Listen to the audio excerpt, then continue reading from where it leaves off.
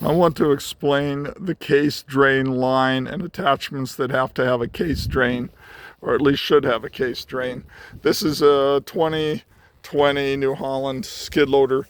The case drain is the middle plug right here.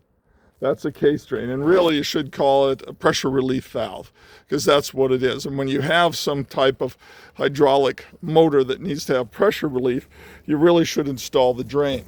Now, so here's the line. It's a 3/8 inch line as compared to the other lines. You can see the huge difference in size in those lines. And this one came with a flat face female coupler, where I really needed a male coupler in order to attach the case drain. And there's the one that I found. It has a 5-year warranty, came off of Amazon, I think, for $27. But anytime you have a case drain line, you really should hook it up.